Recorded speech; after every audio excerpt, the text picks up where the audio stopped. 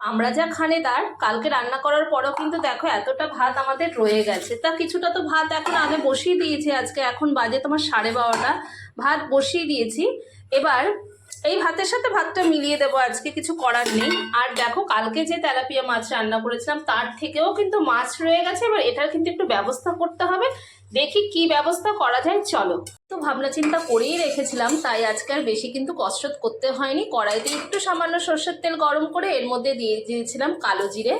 কালো জিরে দেওয়ার পর কিন্তু আমি এই যে একটা সর্ষের পেস্ট করে রেখেছি, যেহেতু তেলাপিয়া মাছ এটা কিন্তু তোমার সর্ষে দিয়ে করলে বেশ ভালো লাগবে। আর মাছ যেহেতু অল্প তাই ছোট কড়াই বসিয়ে দিয়েছি, যেহেতু এটার মধ্যে সকালবেলা ডিম পোচ করা হয়েছিল সেই তেলে কিন্তু আমি এই যেগুলো ছেড়ে দিই।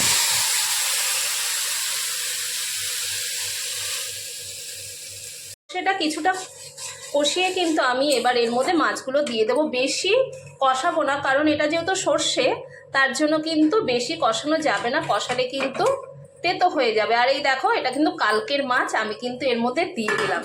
দেখো ব্যাপারটা হচ্ছে আমাদের অনেক কিছুই অনেক রকমভাবে ম্যানেজ করে চলতে হয়।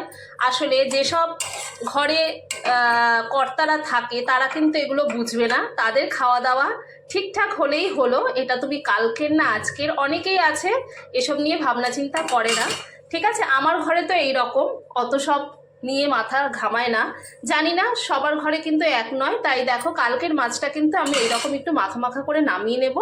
আর দেখি এর সাথে আর কি করা যায় তোমাদেরকে আমি এরপরে দেখাচ্ছি।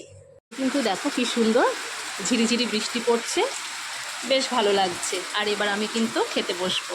তা দেখো আমার কিন্তু শর্টকাট রান্না কমপ্লিট, মানে 12:30টার সময় রান্না শুরু করেছিলাম, এখন 1:30 থেকে 1:45 বাজে আমার রান্নাবান্না কমপ্লিট হয়ে কিন্তু আমি খেতেও বসে পড়েছি। আর শর্টকাটের সাথে কী কী সাইড ডিশ করেছি সেটা আমি তোমাদের সাথে শেয়ার করছি, চলো। তো দেখেছিলে যে গতকালে তেলাপিয়া মাছ ছিল, সেটা দিয়ে সর্ষে দিয়ে করে নিয়েছি এখানে। আর এখানে দেখো একটুখানি আলু ভাজা করে নিয়েছি আর পাঁপড় ভাজা সাথে নিয়েছি, যাতে এটা মুখে দিয়ে দিয়ে খাওয়া যায়।